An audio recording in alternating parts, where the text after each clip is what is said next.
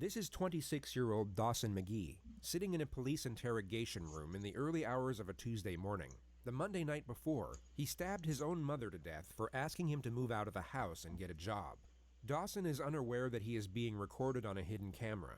In 3 seconds from now, he will hear the sound of the door being opened by a detective. And at that exact moment, you will see a remarkably noticeable switch in his demeanor.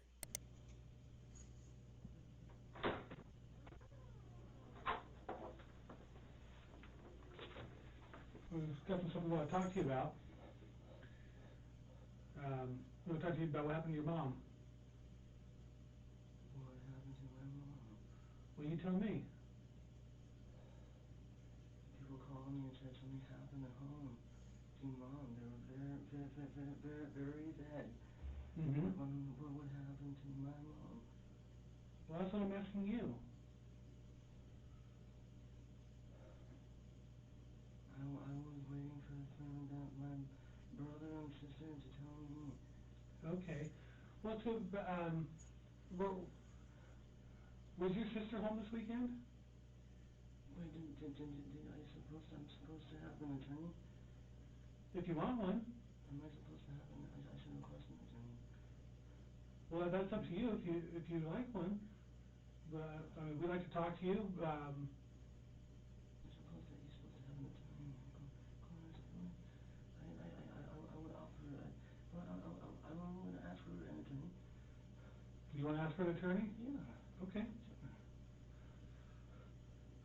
It would come as no surprise that a judge deemed him fit to stand trial. A jury then found him legally sane, and he was sentenced to life in prison for the murder of his mother, all of which was in spite of a continuous charade of mental illness similar to the one you see here. Dawson clearly believed that his passage through the legal system would somehow be easier if he were presumed insane, which is a naive, yet somewhat common misconception that many suspects make when facing serious charges. They have this notion that a plea of insanity would either lower the severity of their punishment or liberate them from it altogether. That instead of being sent to prison, they would simply be released back into society, perhaps with a free psychotherapeutic program to attend on the weekends. This is, of course, a far cry from reality. In the United States, if you're found responsible for a serious offense, but also found not guilty of the crime by reason of insanity, you will be institutionalized at a high-security psychiatric facility. These institutions are without question some of the darkest and most disturbing places in the system. And if you're not actually suffering from the crippling effects of mental illness, living in this type of environment will be a mentally agonizing experience. The foresight of what occurs inside these units would make the majority wish to avoid them. But once you are in, it is very hard to get out, and you will have to serve the same, if not a greater amount of time than you would have had to serve at a regular prison. So to put it briefly, if you commit a serious offense and then pretend to be crazy in order to get away with it, your life from that point forward will be an extremely dark and uncomfortable existence whether you manage to fool the system or not. Oh, wow. But there I is didn't even one know that. benefit, which is the elimination of capital punishment. The United States cannot execute someone deemed insane during the time of their offense, which is the only conceivable reason a defendant would cling to this narrative even after knowing what lies ahead should it succeed. And this happens to be a notion that ties in closely to the primary subject of this video. It will focus on one particular individual whose interrogation footage is so fraught with blatant trickery that most of the segments presented to you won't even need suggestive commentary. You can simply observe and judge for yourself whether you see authentic behavior or not. But before showing you what pretending to be crazy looks like, we'll briefly show you a genuine case of the criminally insane, or at least a far more convincing one. This is 18-year-old Jared Murray, a freshman at East Central University in Oklahoma. On a Wednesday evening in December, he asked fellow student Gennaro Sanchez for a ride to Walmart. Once they got there, Murray pulled out a handgun and made Gennaro drive to an isolated country road where he shot him twice in the head. He then attempted to hitchhike to Canada, but was soon apprehended by police on the side of the road. He immediately confessed to the crime once apprehended, and was then interrogated by the arresting officer. I went down to his dorm room and asked if I could be given a ride to Walmart in exchange for $20 gas money. So he took you to Walmart? Yes, sir. And did you both go in? No, we did not go in, sir. And why not? We pulled into the parking lot, then I pulled the weapon on him and demanded that he take me to Asher, Oklahoma, sir. Okay, and why did all of a sudden did you decide that you needed to go to Asher?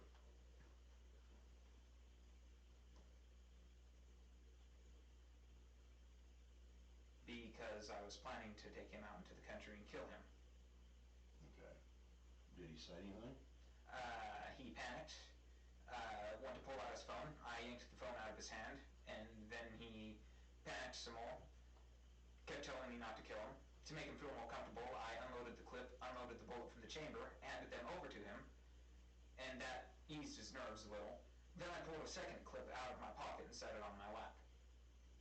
And so you're driving east, and so I guess at some point, did you decide it was, now was the time? Yes, sir. Okay, and what happened? I loaded the gun quickly, chambered the round quickly, shot once, missed, shot a second time, hit, jumped out of the car, went around. He was driving 10, 15 miles an hour, so it was rather slow. Ran around the hood of the car, and of course it was slow when he wasn't purposefully driving. Tried to pull him out, couldn't get him out until he already had hit the tree. Pulled him out there, dumped him into the, before I dumped him into the ditch, I heard him gurgling. I'm not sure Oh, if that was Jesus physiological fucking Christ. process after death, but I thought that he might have still lived through that somehow, because he was gurgling, so I shot him again and then shoved him down in the ditch. He makes a half-hearted attempt to conceal the body with a handful of leaves and a stick. He then walks in the direction of the highway. Did you get back on the highway? Yes, sir. And which way did you go? North, sir. And what were your intentions? You were walking north. Canada, sir. You was going to Canada? Yes, sir. Okay. He states that his plan was to escape into Canada, but he had nothing to escape with, not even a passport. I had tried hitchhiking most of the way because the only way this was going to work, factoring in my belief that y'all found a crime scene, is if someone were to give me a ride there and then. And then whenever your patrol car was pulling up behind me, I didn't know it was a patrol car. I stuck my thumb out and you was there for the rest. Darren, I want to ask you just point blank, because, I mean, you sat here and confessed to, Pretty much everything. in my mind, and I think you might agree with me, just cold-bloodedly killed a young man tonight. Yes, sir. Or last night. Have you ever killed anybody else? No, sir.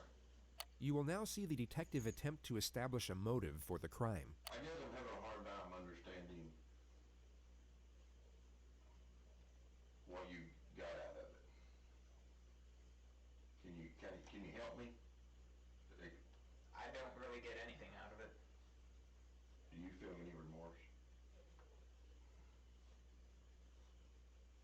I'm sad that I got caught so quickly.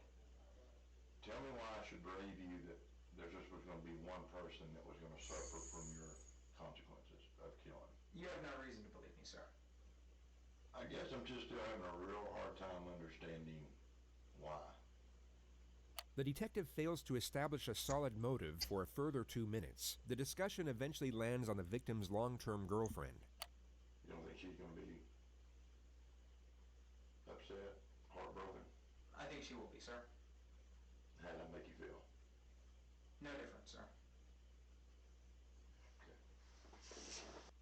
I think you've been honest with me. I think you've told me just straight up, right out of the book, what happened.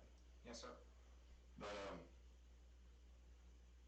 you know, you've done a terrible thing tonight. Yes, sir. You killed a young man. Yes, sir. Just for the simple fact of, I guess pretty much just to say for you.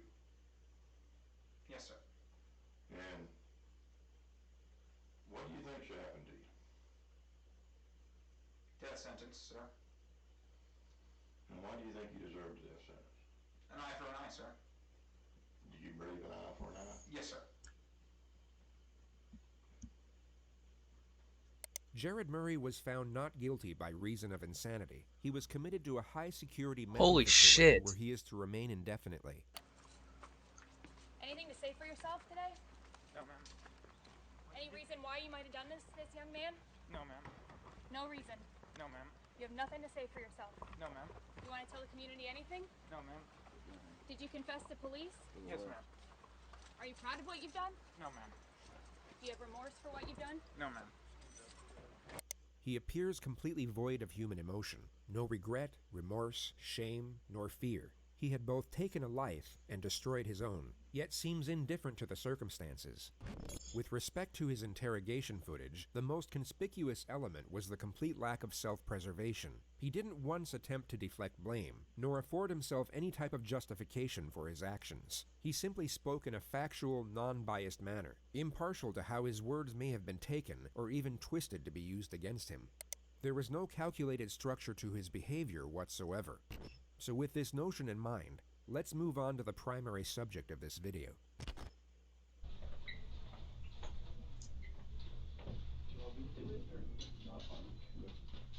Put in a minute, have a seat on the bar chair, alright? Put your hands up a little bit. Have a seat. Did your feet up? No, don't do not think about getting up, alright, buddy? This is 19-year-old Nicholas Cruz, who 3 hours and 55 minutes prior to this moment murdered 17 people at his former high school in Parkland, Florida. Among the dead were 3 teachers and 14 students, the majority of whom were 14 years old. A further 17 students were seriously wounded during the massacre. The gunman dropped his rifle 7 minutes into the rampage and then blended in with the crowd as he ran out of the building. He was at large for 1 hour and 20 minutes, during which time he stopped off at a Subway and then a McDonald's, where he sat down and casually spoke to one of the victim's brothers. The student was unaware that his older sister had just been shot through the chest by the man sitting across the table. The description of the shooter was transmitted by police over the radio, which led to an officer identifying and arresting him on a street just 2 miles away from the school. He was taken to the nearest hospital and examined by a doctor for roughly 1 hour and 45 minutes. He was medically cleared and then transferred to the local sheriff's office, where he was subjected to interrogation. No, do not think about getting up, alright, buddy?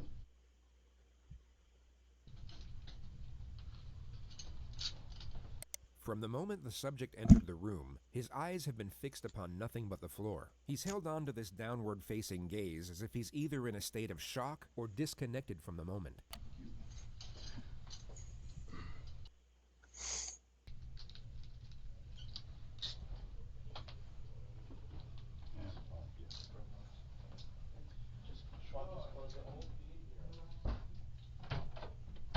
At the exact moment the door shuts, he lifts up his head to observe his surroundings. His behavior completely shifts once he believes no one is watching.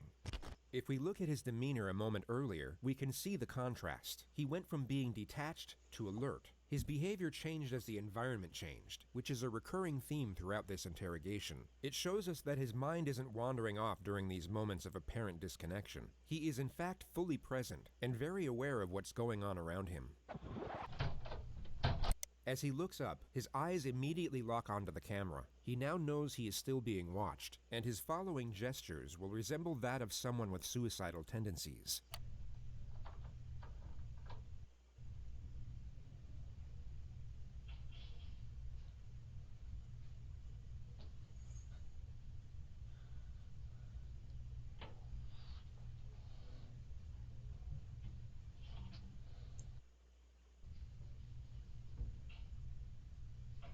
At face value, these externalized suicidal thoughts may seem genuine to some, but when framed with the rest of his behavior throughout this interrogation, they are exposed for what they really are: an act, a calculated attempt to garner sympathy and paint his character in what he believes to be a more positive light.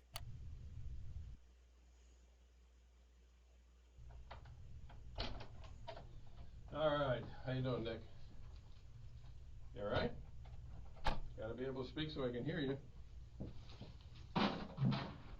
Alright, I just need to ask you really your name and date of birth just to confirm I got it right, and then I'm gonna see you want a glass of water or something. What's your first name? This is a situation where the proof against the suspect is already conclusive. He is without question responsible for the crimes under investigation, making the pursuit of a confession not essential. The police know he did it, but they need to know why he did it, which would already require a complex strategy in order to obtain the correct information. But the suspect's first recorded statements upon his arrest have now made the procedure considerably more difficult. What's going on today, bro? The demons, man. Demons? Voices. Voices and demons? Where's the voices? happened? Shut up. Just be quiet, man. Shut up. Demons, man. Voices. These two words have now forged the primary stratagem of his own interrogation, which is to cut through deception under the guise of supportive examination. The questions will be designed to lock him into a specific narrative about his alleged psychosis, while simultaneously giving him the impression that his responses are for his own benefit. Anything he says now can be used to refute any amendments he might come up with at a later stage. We all know that after this interrogation, he will have significantly more time to think, study, and even seek guidance from professionals about how the legal system interconnects with mental illness. Yet the majority of this forthcoming knowledge could be useless to him depending on what he says during these moments. The more details he gives away, the less options he will have for his defense later on. But pursuing this objective is complicated, as there are two very common scenarios for when this type of suspect gets interrogated. And just to be entirely clear, by this type of suspect, we mean someone who is 1. Pretending to be insane, and 2. Not fooling anyone. Their most common response is to simply shut down. They regress into total silence or some type of catatonic state, and the interrogation never gets off the ground. The other common response is the exact opposite. They erupt into hysteria or supposed delirium, and everything from that point forward becomes incoherent. The lead detective, John Curcio, must not allow either of these scenarios to transpire, and this makes the first 2 minutes absolutely crucial. He needs to create a positive first impression and resemble the furthest thing from a threat, while at the same time maintain a presence of authority. His temperament will be easygoing and non-confrontational, but also encouraging when extracting a response. His role at this moment is the ally. He needs to be liked, respected, but must not be feared. Not yet anyway. Going off the suspect's initial demeanor, the detective will know that he is far more likely to regress into a state of silence at this opening stage, and if he can prevent that from happening within the first 2 minutes, he is over the first obstacle. All right, how you doing, Nick? I just need to ask you really your name and date of birth just to confirm I got it right, and then I'm gonna see you want a glass of water or something. What's your first name? Come on, Nick. Huh? Spell it for me. Okay. Come on, I'm old. You gotta talk so I can hear you. N-I-K. O. L. Okay. A-S. And what's your middle name? Come on, man, speak so I can hear you. Jacob. Jacob. J-A-C. What's your date of birth? Okay, you need to relax, because I'm the last detective or policeman you're going to have to talk to. So right off the bat, that should be somewhat comforting to you to know that I'm the last guy you got to That's talk to. cap. But the thing about it is, look at me. I got to be able to hear you. Okay? So all I want to do is get basic information from you, and then we'll get into the, whether you want a glass of water, all that stuff. What's your date of birth? 09. January? 09. 09 September. The investigation team already know the answers to these basic questions. Their only purpose are to initiate a response, and their non-threatening nature make it more likely for the suspect to engage. They are essentially the opening wedge to get the two-way dialogue flowing, and although the suspect is still partially committed to his catatonic state as we can clearly see, he is still responsive, making it unlikely for him to regress into complete silence from this point forward. Everything up to this moment has gone to plan. The detective has one foot in the door, and he can now develop the relationship from a more secure position. He goes about this with a standard method of rapport development, the offer of food and water. All right, let me do this. You want a cold water? You don't know if you want cold water? Thank you. Well, I'm going to bring in 2, because I want one. It was hot, and then if you decide you want to have it, that's fine. You sure you don't want something to eat? Okay. The refusal to accept food and water is a familiar response which you may have already seen on this channel. It's a glaring manifestation of shame. This is not to be confused with guilt nor remorse, both of which require the acceptance of responsibility, which in turn directs our focus outwards on the feelings of others. Shame, on the other hand, shifts our focus on the perceptions of others towards ourselves. The subject is afraid of how it will look if he accepts the offer considering the circumstances. He instead wants to appear as if he's so negatively affected by the events that he's unconcerned with meeting his basic needs. Of course, I have so many different keys. All right, I'll be right back.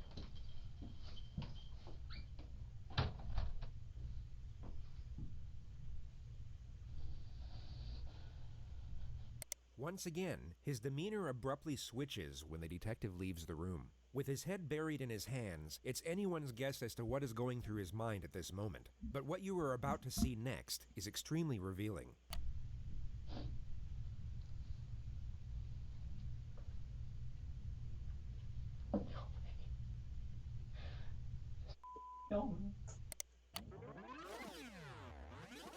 Cruz was a left-handed shooter. The surveillance at the school would confirm this, and if you pay close attention to the movements of his hands in the next moments, although very subtle, you can see that he's reimagining holding his weapon. But what's more telling is how his demeanor abruptly stops and then completely switches right before he looks in the direction of the camera. He goes from holding a rifle and beginning to smirk, to then pretending to cry and reverting back to his suicidal mannerisms. This all occurs in under 4 seconds.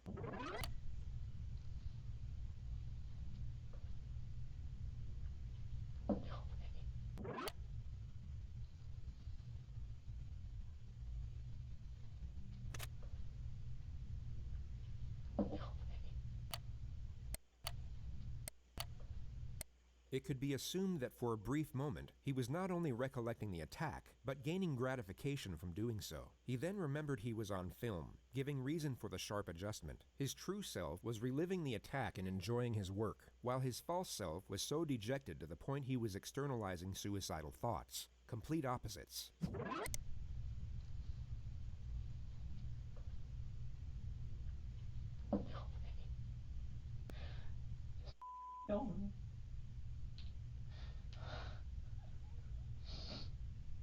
His next calculated charade is one of self-harm. He first bites himself without drawing blood, or leaving any marks that were visible in his jail intake photographs.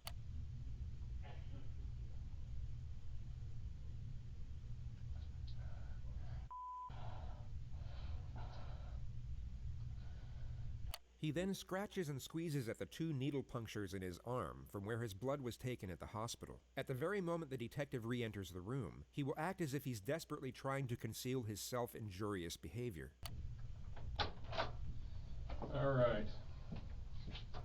Setting aside the glaring contradiction that he just murdered and maimed dozens of people while leaving himself without so much as a scratch, it's the frequency of these little charades that makes their deception so transparent. This is a person who is not self-injurious, pretending to be someone that is. But it's such a feeble attempt at feigned self-harm, it would almost be a comical moment if the circumstances weren't as horrific. So if you don't bleed anymore and you want them off, we can pull them off. I'll get you a garbage can. You want them off? Put them on the throw them on the floor in the corner.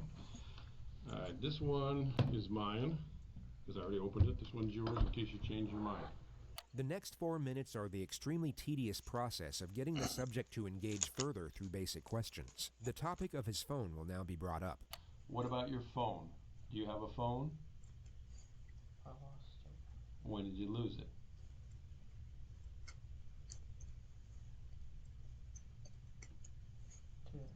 Today? Today. Okay. What kind of phone is it? I don't know. Okay, is it a flip top, an iPhone, a Samsung? It's a phone. What's the number?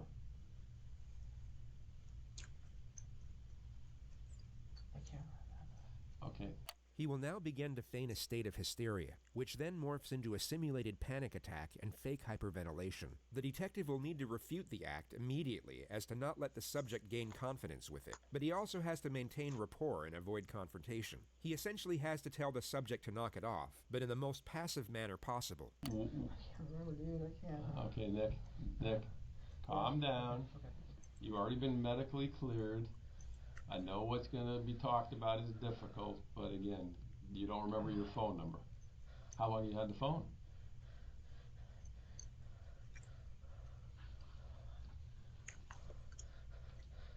How long have you had the phone?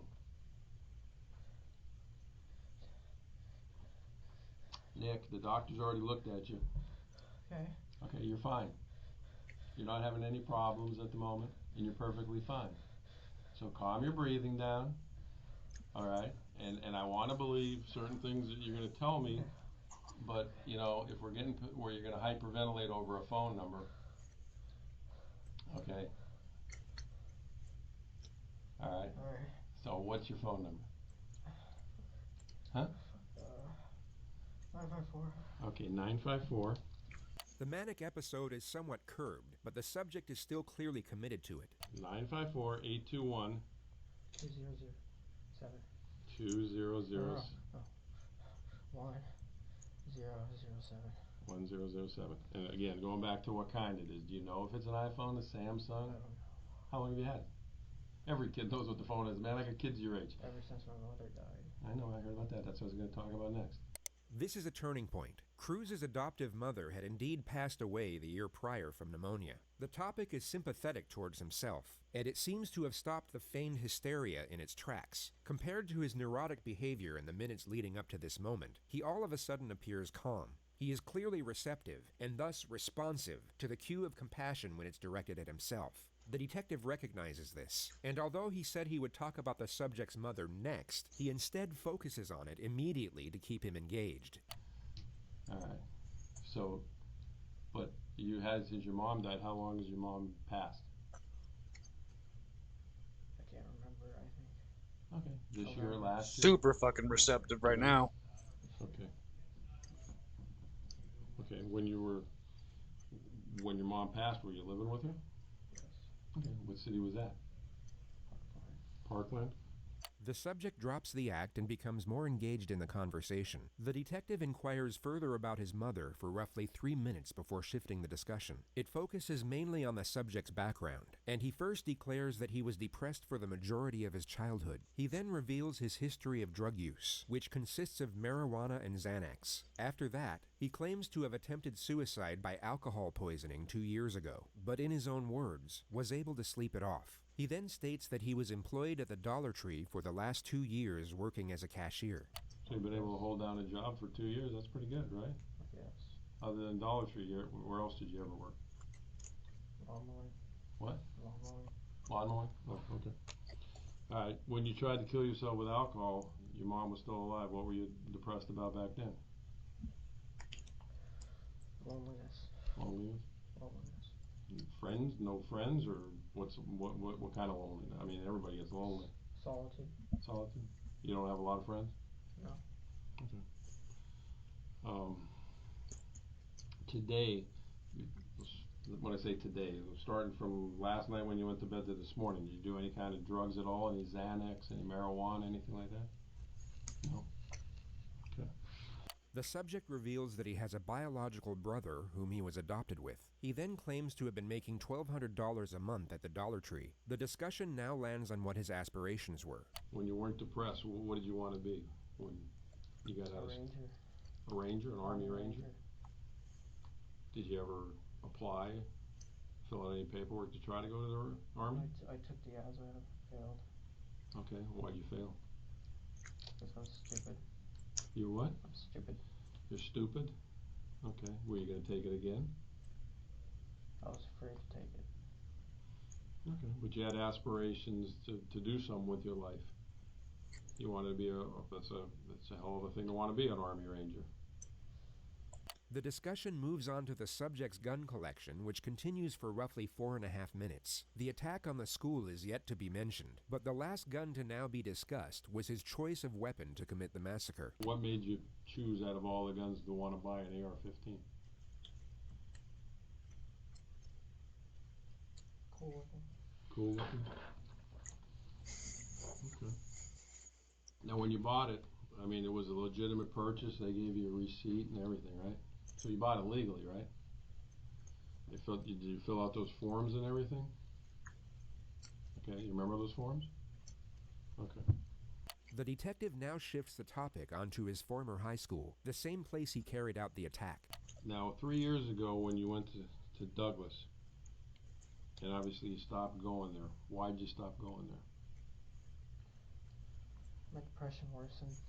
The depression worsened, and what was going on?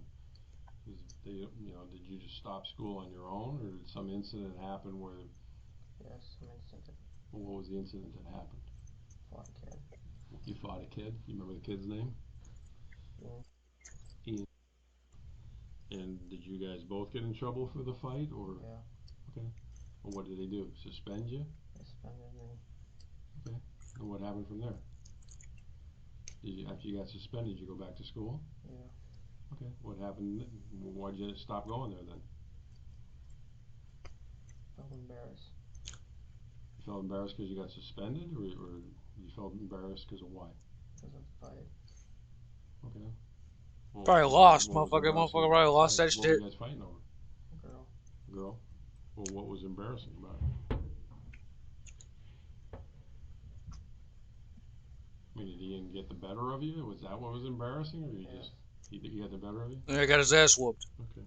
He has just provided the state with a solid argument for a motive. Establishing a reason for an offense is critical when dealing with claims of insanity. It can not only indicate premeditation, but also calculated malice in connection to the crime, something considered absent in the mind of the criminally insane. He also asserts that he was lonely and depressed while attending the school, all of which can reinforce the argument that he was exacting revenge upon the community in which he felt ostracized. All right, so you go back to school. What ends up happening? You just stop going to school out there, or you got into more problems? Where they Got into more problems. what was the more problems?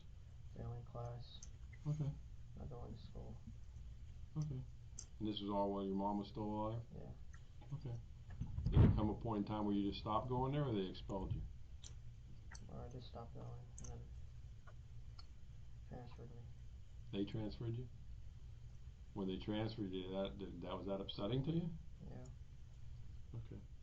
As we know, the suspect has made the claim about hearing a voice which he labeled the demon. The detective will now attempt to get a detailed narrative of these perceptual disturbances. He will do so by asking a series of open-ended questions, and then continuous follow-up questions thereafter. This will lock him into specific claims about what he was hearing. The more information he gives away, the less he will be able to amend later on. And the more questions that are posed, the more likely he is to make contradictions that can be used against him. The suspect believes this is some type of clinical evaluation for the sake of his own well-being, and this misconception will become glaringly apparent later on. He, at this moment, is oblivious to the fact he is giving information away that will be used to cut through his own defense in years to come. You go to the hospital, the doctors clear you, and you're talking about demons. What are the demons? Voices. Well, tell me about it. What are the voices about? It's another voice, the evil side. Okay. How long has That's that voice been cringe. going on? Years. Did you ever tell anybody about the voice? Never? And what does the voice say to you? Burn, kill, destroy. Okay, burn, kill, destroy what? Anything. Okay, but have you ever burned, killed, or destroyed anything? What have you burned, killed, or destroyed? Burned, just fire. Set fire. To what? In a pit. Fire. Oh, a fire pit. Okay, well, I mean, the voice told you to burn something, you built a fire in a fire pit. What's destructive about that? That's what fire pits are made for. What else did the voice tell you to do that's... Kill animals. Okay, have you ever killed animals? Yes. What kind of animals? Birds. Birds? Wild birds or people's pets? How do you kill them? Birds. How do you kill them? Wait for them, kill them. Oh, you can't catch them, so how are you waiting for them? Out in the grass. Wait for a bird to come up. There's no way, man. I'm a bird lover. There's no way. You can't catch a bird, Holmes. No, I mean like... With a pellet gun? Oh, okay. Where's your pellet gun? It broke. Okay. Alright, so the voices tell you to hurt animals and start fires in the fire pit. When was the last time you heard the voice? Yesterday. What time was it yesterday? It was at night. Okay. And where were we at? Work. You're at work? So you're at Dollar Tree. And what's the voice telling you? Hurt people. To hurt people. Hurt people at Dollar Tree? Or hurt people? Hurt people in general. Okay. Doesn't say specifically who? Alright. Can you tell how old the voice is? My age. Okay. Do you have a good voice too, or just a bad voice? Is there a voice inside you that says, do good things? The detective will now start getting confrontational, and the subject's behavior will shift once more in response. You will see him get defensive as he attempts to protect his narrative, and his responses will become much faster. He will even cut the detective off multiple times. Keep in mind that he was barely saying anything at the start of this interrogation. No? Can't be. You held down a job for 2 years. If you were doing things bad, you wouldn't be able to hold a job down for 2 years, right? Okay. I mean, look. Everybody has. It's me and then my bad side. I understand. Everybody's got a quote good and bad side. There's people. No, it's a voice. The voice is in here, and it's me, just regular me, just trying to be a good person. Okay. Set aside his contradicting behavior for a moment and focus solely on his storyline. In his ideal scenario, we are to believe that he was battling these supposed voices and, in his own words, trying to be a good person. Yet he was unable to reveal or seek help for this internal struggle until the very moment of his arrest. It was quite literally the second he was confronted with his comeuppance that his supposed demons came to light. Now that he is in custody, with the atrocities already committed, he is somehow able to maintain control over the force that was previously keeping him silent. But a deleted video that would later be extracted from his phone would tell a very different story. Hello, my name is Nick, and I'm going to be the next school shooter of 2018. My goal is at least 20 people with an AR-15 and a couple tracer rounds. I think I can get done. Location is Stone Douglas in Parkland, Florida. It's going to be a big event. And when you see me on the news, you'll all know who I am. There are no signs of perceptual disturbances. There is no anguish, doubt, hesitation, or uncertainty when announcing his intentions. That's just By him his ready to own murder narrative, people. He claims to have continuously fought against the evil intentions of the voice. Yet, from a visual standpoint, there is no conflict in this video whatsoever. It's me and then my bad side. I understand. Everybody's got a quote good and bad side. There's people. No, it's a voice. The voice is in here, and it's me, just trying to be a good person. Okay. But obviously, again, when you say it's a voice, it's you. It's all you. The voice is you as well. Yeah. The voice didn't force you to do anything, right? No, the voice did. It's two voices. There's one half that's the good and then the bad. Yeah. His rapidly interchanging behavior has now gone from catatonic to manic to hallucinatory to now highly attentive and cautious. Okay, well, the voice tells me to go to lunch and not pay for my meal, but I pay for my meal because I know that's the right thing to do, right? Okay, let's talk about it. Did the voice didn't tell you to take Uber, right? Yes, it did. It did? Yes. The voice said take Uber. Did The voice is in me. You're the voice. No, in here. Okay, it's in your head. Yes. What is it, a male voice or a female voice? Male. Male? The subject was beginning to panic, but the detective dials it in for the time being and switches the discussion back to more trivial matters. It seems that he wants to consult with the investigators outside before maximizing the pressure, and he reestablishes a certain level of trust before leaving the room. Let me go. I'm going to go back and see what everybody's doing as far as what they need me to do. You're not a psychologist or anything? Or? No, I'm not. I'm a 59-year-old man who's raised 3 children, so I guess that makes me somewhat of a psychologist. Think you can give me a psychologist here? Oh, wow. Oh, wow. That was, what the fuck? I didn't know he wasn't a psychologist, literally. I think he's a detective, I think. Before?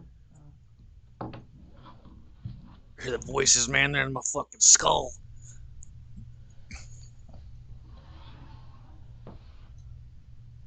The subject scratches his arm for another 2 minutes. He then switches to a hallucinatory state and appears to be seeing things in the room.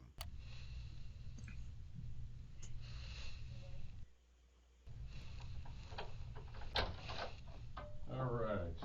Got some stuff here.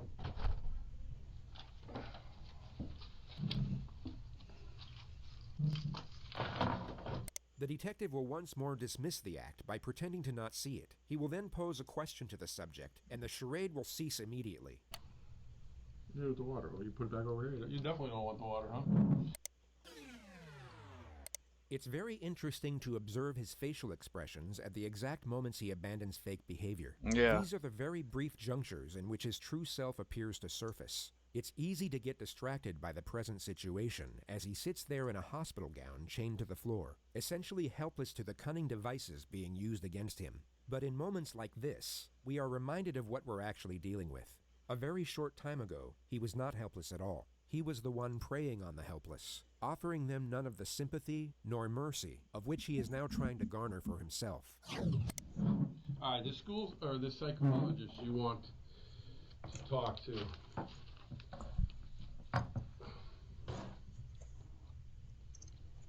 Obviously, I would have to tell him what you want to talk to him about. So, what exactly what do you want me to ask him, or why do you want to talk to a psychologist?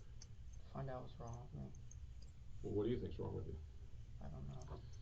The detective in this next segment will attain further information about the supposed voices, only he will no longer have to tread carefully in order to maintain a friendly connection. He will still secure useful information, but also get confrontational as and when he pleases. The risk of frightening the suspect to the point where it stops the interrogation is no longer a concern.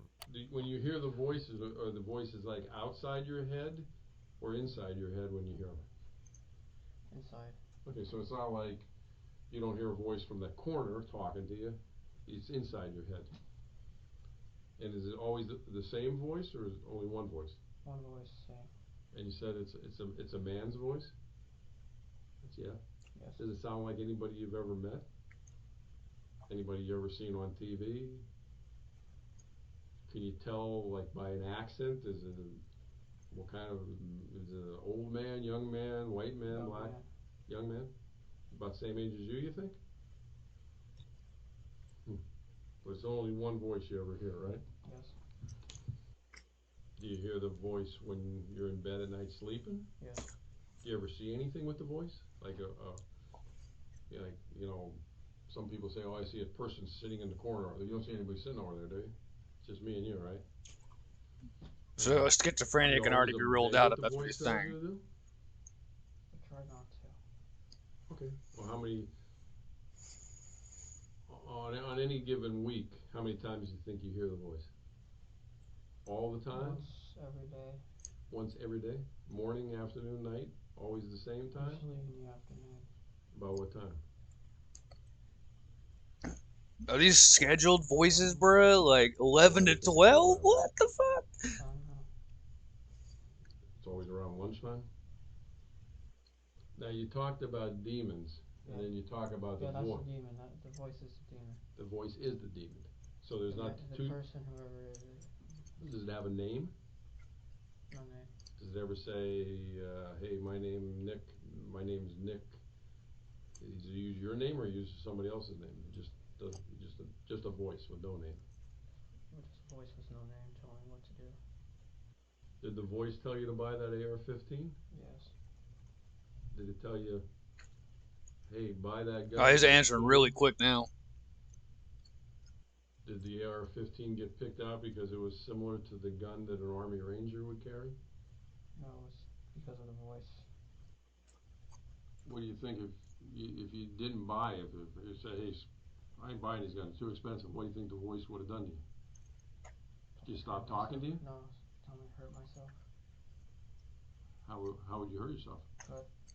You're a cutter? I'm a cutter. When was the last time you cut yourself? Earlier. Earlier when? When I was fishing. Earlier today or Earlier today. Where were you fishing at today? At a lake. Okay. Before the school shooting? Yes. What did you cut yourself with? A knife. Those little scratches on your arms? Let me look at them.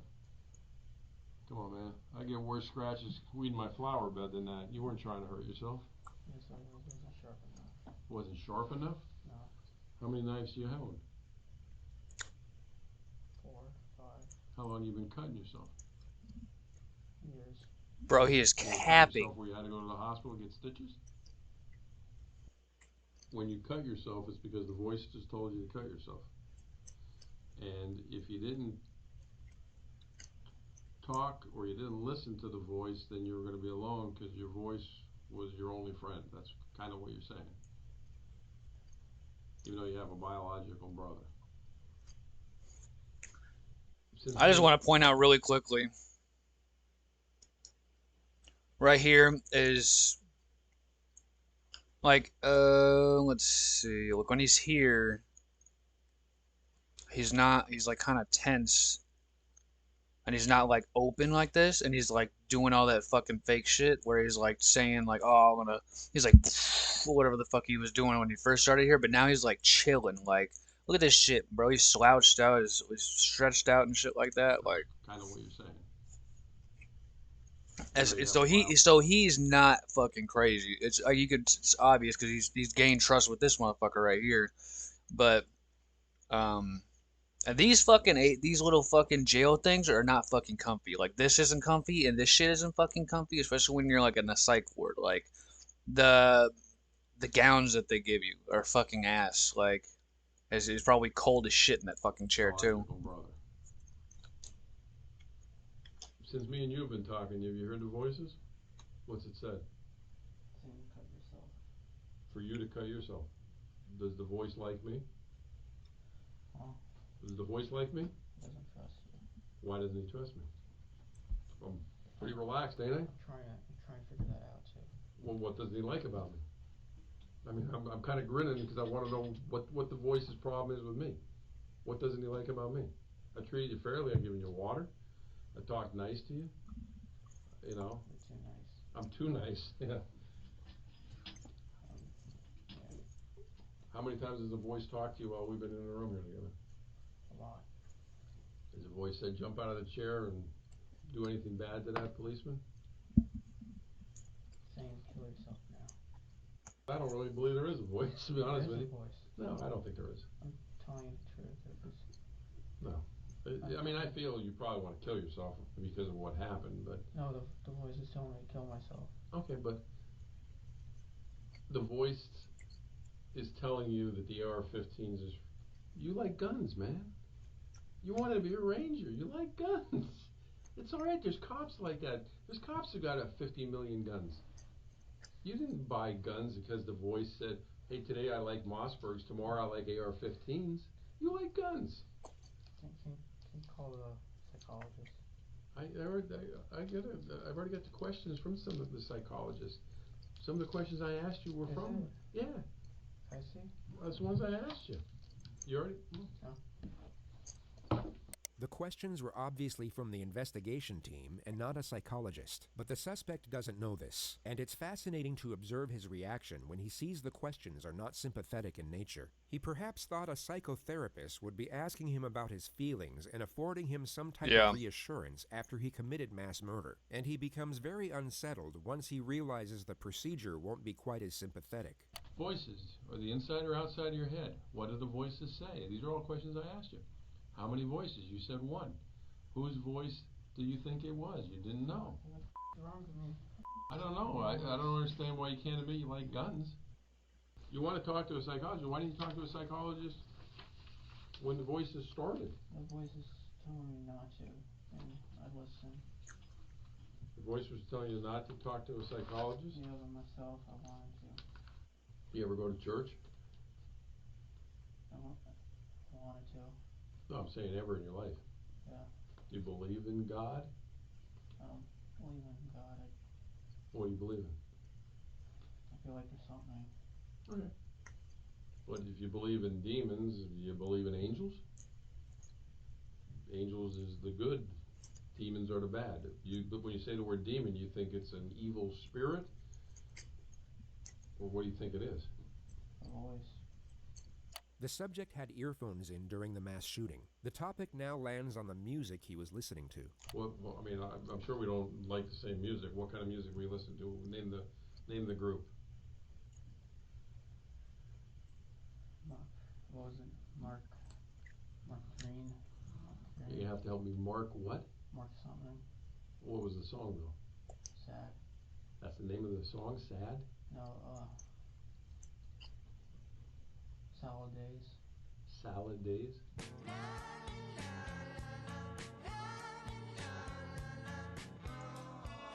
What the fuck? Hold on 1 second. What else? Oh, you listen to more than one song? What other song you listen to? Just a lot of sad songs. Alright. Did you pick the music yourself? Or did the demon pick the music? Demon, and then myself partially. Alright, which ones did you pick? The sad ones. Which ones did he pick? The evil ones. The evil ones. Give me an evil one compared to a sad one. You already gave me a sad one. What's an evil one? Panzermensch. What? Panzermensch. Panzermensch.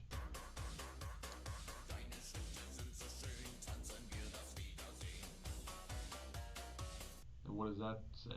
I don't know. I mean, there's no lyrics to it? Oh, no.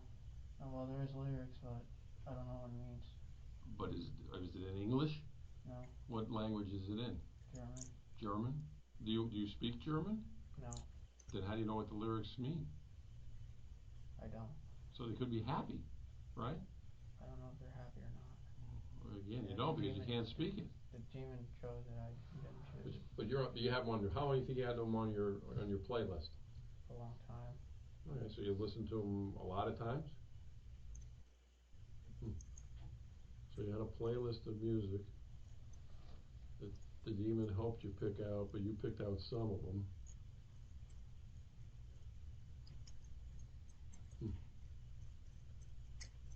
I'm just having a tough time understanding this demon thing. I know. Well, the Xanax you were talking to me about earlier, yeah. Where'd you get the Xanax? On the street or? On the streets. So you used to buy that? Other than Xanax and marijuana, what other drugs you never tried? Flakka? PCP? Cocaine? Heroin? No. Okay, Xanax, how many of those did you take when you used to take them? 5. Okay, 5. What size bar? How big? What color was it? Half, sometimes full. Okay, what color? They all White. White. All right, but that was off the street. Did they help you sleep? It made me drowsy. Okay. Did it make the demon go away? Yeah. When was the last time you think you did Xanax? A long time. So if the Xanax helps you get the demons away, Marijuana does it better. Marijuana does better? When was the last time you smoked marijuana? Last week. Last week? If you're making $1,200 a week, why didn't you smoke marijuana every day to get rid of the demon? Illegal. It's illegal? Yeah. It's illegal. It was illegal whether you do it once a week or once every 5 minutes. So why didn't you choose to get rid of the demon by doing it? Anytime you heard the demon, just light up a blunt. I mean, you had the money, man. Because I knew it was illegal and I didn't want to do wrong. Do wrong. Okay. So the demon wanted you to do wrong, but then your good side didn't want to do wrong by smoking marijuana? Even though it made him go away. Even though it made him go away. Huh. Well, I don't know why you didn't tell the doctor then you had anxiety problems and marijuana and Xanax cured your anxiety and made the demons go away. It seemed like an easy fix, man. If that's true. Looks like he's just defeated. That's what he looks like now. You sure you didn't like the demon voice? You sure? I'm sure. Then why didn't you go to a doctor to get rid of it? All defensive, man. I was afraid. I'm just afraid, dude. Why, well, forget that for a second. Let me ask you another crazy question. Okay. If was the demon there that night? Ian beat you up on campus? Huh? Was the demon there that day when Ian beat you up on campus? Yes. He told me to go up to him. Okay, so who did Ian beat up? You or the demon? Me. Okay, so why didn't the demon do something to stop it? It didn't do it. Huh? Why didn't it? I don't know. That's a good question because the demons tell you to do all these bad things. Why couldn't the demon get you mad enough to get the best of Ian?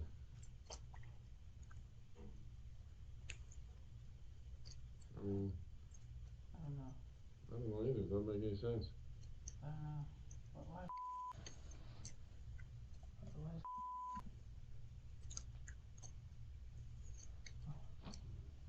don't know. The demon's this I don't know why. all-powerful thing that tells you to do bad things, and you're afraid of it. Why didn't the demon just take over right then when Ian was getting the best of you and get the best of Ian? Why did the demon not do that? Why do you think? I'm trying to figure it out. I don't know. I can't figure it out either, because I don't think the demon exists. I think. I don't think it exists. No, like. I think that them. Go ahead, bud. Am I able to like think to myself about it? Yeah, sure. So, Yeah, you can think all you want. I'm just. No, I'm just thinking about the demon. All right. Well, you want me? I'll leave you to think for a while, and I'll come back and talk to you. I personally, I think you're using the demon as an excuse. I'm not. I promise. You could have stopped the demon by getting a prescription for marijuana. You could have stopped the demon by getting a prescription for Xanax. You could have stopped the demon by illegally doing marijuana, which you were doing anyway. You could have stopped the demon by doing Xanax illegally, which you were doing anyway. You could have stopped the demon anytime you want. You didn't want to stop the demon. The subject seems to be coming to the realization that he's not going to be treated as a victim. As he begins to meet this reality, you will notice him exhibit signs of fear. You will then see him attempt to escape the confrontation by feigning a state of psychosis once more. The detective will recognize this, but this time will not afford reassurance. He will instead apply further condemnation, and a visibly frightening realization will engulf the suspect from that point forward. It's essentially the very beginning of retribution. The detective introduces him to the rest of his life at this moment. No, that's not true. You didn't. You could have. I've given you 4 ways you could have stopped the demon, man. Yeah, here it is. Okay, now you're just acting like that because. No. Okay, well, relax. You're just acting like that because I'm making sense. Calm down. I'm making sense, and you don't like when it makes sense. No. Because it doesn't fit into the story you're telling right now. No, I'm telling you the story. It's true. It's just, well, why are you looking at your arm now? I'm trying to understand why. Well, why didn't you want to stop the demon? I don't know. Because I think you like the demon. No, I don't. Why didn't you stop it then? I don't like the demon. I don't like the demon. I don't like the demon. I don't like the demon. Well, that's if the demon even exists. Can I get an attorney or something? You want what? An attorney? Yeah. Did the demon or the voice just tell you to get an attorney? Okay. All right. Will you tell the voice that don't hit yourself in the head? Because the attorney that the demon just requested, I will stop talking to you. I'm scared. You're scared of what? Scared of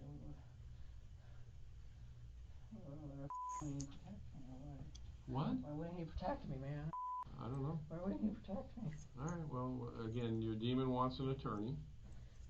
Does the demon know an attorney? Any name in particular? Okay. All right. Well, just relax. You're done talking to me. And once again, I grabbed the wrong key. All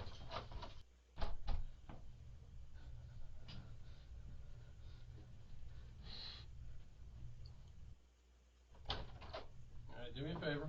Stay seated.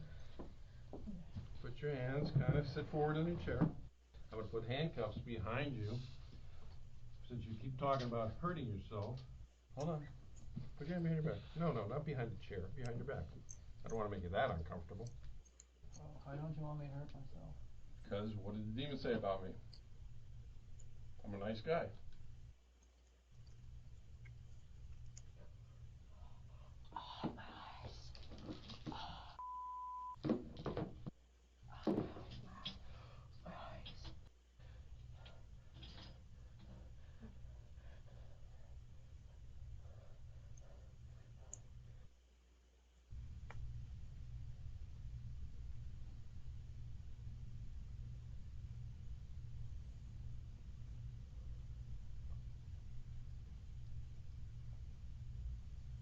Nicholas Cruz was taken to the Broward County Jail, where he remains in isolation to this day. His trial date is yet to be scheduled. The 20-year-old has been held without bond since last year's mass shooting that left 17 people dead. His attorney said he would plead guilty in exchange for a life sentence, but prosecutors rejected that offer and are seeking the death penalty. Holy shit. That was fucking scuffed, man. Holy shit.